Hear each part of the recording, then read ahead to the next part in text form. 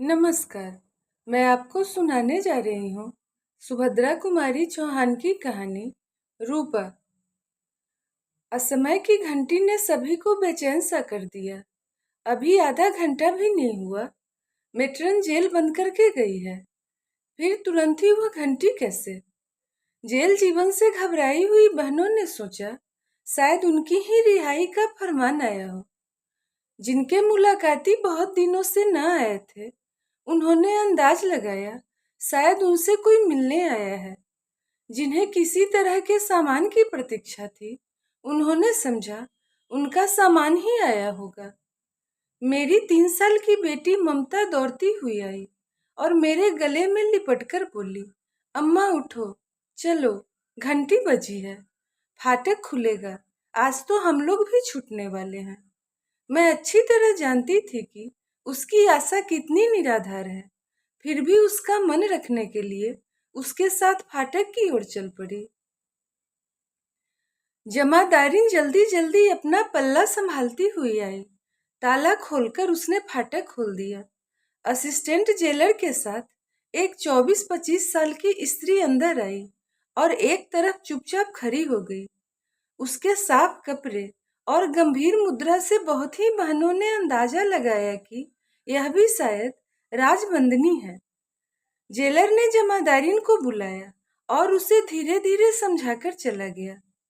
जमादारिन ताला बंद करके अंदर आई। अपनी हाथ की छड़ी से उस नई आई स्त्री को मारती हुई बोली, चल, बच्चे को मारना ही था तो उसे पैदा क्यों किया था? मार से वह स्त्री तिलमिला से उठी, फिर भी जमादारिन के आगे आगे जल्दी जल्दी चल पड़ी, शायद इस डर से कि कहीं दूसरा प्रहार भी न हो जाए। परंतु जमादारिन को इतने से ही संतोष कैसे हो जाता। उसने और भी जोर से मारते हुए, अश्लील गालियां देते हुए कहा, आंख दिखाती है, देख तो नंबरदारिन, उधेर ले चमड़ी और गुनाह खाने में बंद कर दे। अब मुझसे सहा न गया। मैंने कहा, जमादारिन, मेट्रन ऐसा करे तो करे, पर तुम बाल बच्चे वाली स्त्री ठहरी। तुम किसी पर बिना जाने क्यों हाथ उठाती हो? जमादारिन का स्वर उसी समय बदल गया।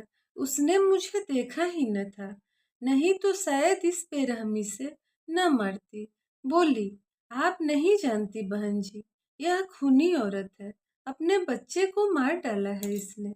मैंने कहा, उसके अपराध की सजा तो कानून से छोटी सजा से लेकर फांसी तक की हो सकती है। तुम्हारा काम तो उसे अपनी देखरेख में बंद रखना भर है।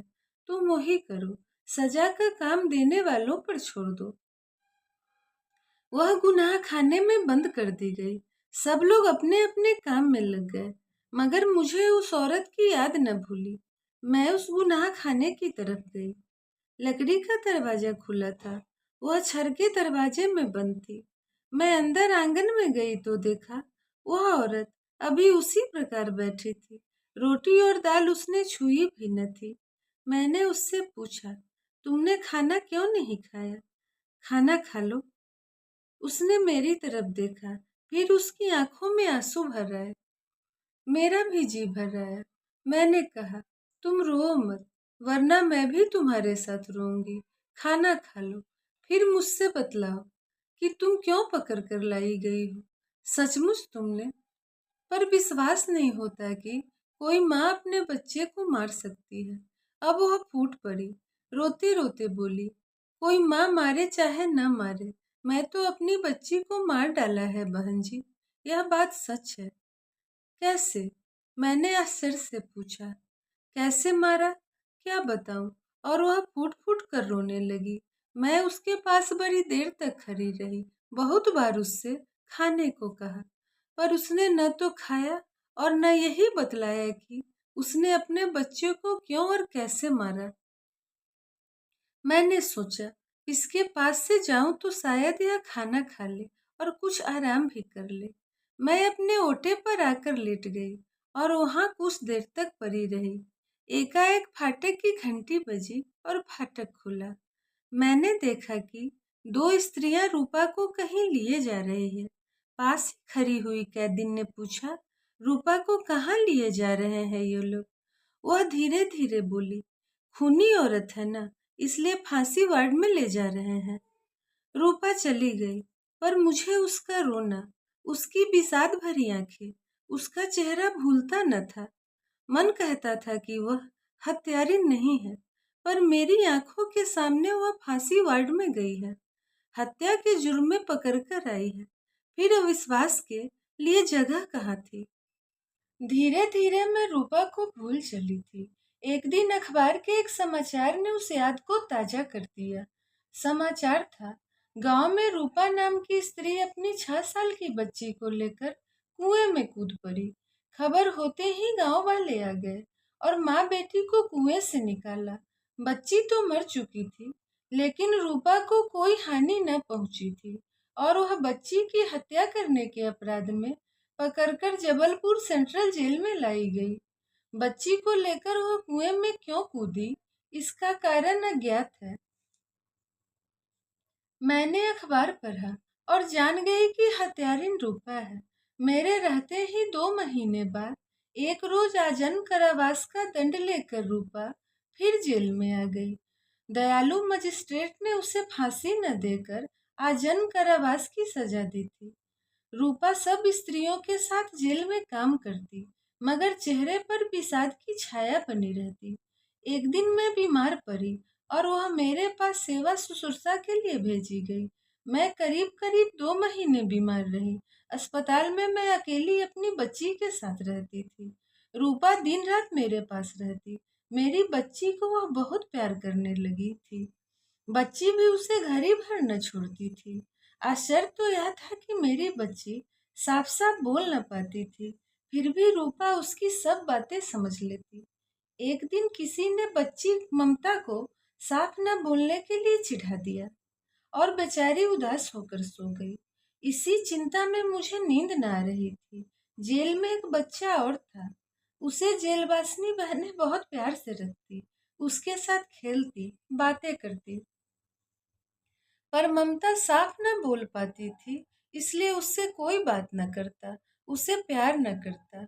यहाँ तक कि खेलने के लिए सुंदर सुंदर खिलौने, फल, मिठाई उस बच्चे को दिए जाते और ममता खरी खरी टुकुर टुकुर देखा करती और फिर रोती हुई दौड़कर मेरे पास आती और कहती, अम्मा, भाभी ने बाबा को तस्वीर की किताब दी है, मिठाई दी है।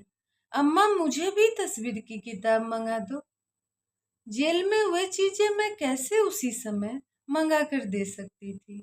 कम से कम मेरे साथ जेल में तो यही होता था कि एक चीज 15 दिन पहले कहने पर मिलती थी। ऐसी बातें प्रायः हो जाया करती थी और इन्हीं कारणों से मैं बहुत दुखी रहा करती थी। उस दिन भी ऐसा ही कोई कारण था और मैं सो न सकी। रूपा मेरे पास आई, बोली, हाथ पैर दबा दूं बहन जी, आपको नींद नहीं आ रही। मेरे मना करने के बाद भी रूपा मेरा पैर दबाने लगी। मैंने उसका हाथ पकड़कर उसे अपने पास बिठा लिया और कहा, रूपा, आज तुम मुझे बताओ कि तुम बच्ची को लेकर कुएं में क्यों कूदी थी। वह बैठ गई। उसके चेहरे का विषाद कुछ गहरा हो गया। बोली, बहन जी, मेरी गोपा इसी तरह थी जैसी आपकी ममता है। आपने बंबई जाकर सैकड़ों रुपए खर्च करके ममता का मुंह ठीक करवा लिया है, पर मेरे पास रुपए कहाँ से आता। गोपा का बाप कहता था, खूब रुपया कमाकर अपनी गोपा को बंबई ले जाकर ऑपरेशन करा देंगे, तब सब ठीक हो जाएगा। और इसलिए खूब रुपया कमाने के लिए वह लड़ाई पर चला गया। तब से उसकी कोई खबर नहीं मिली।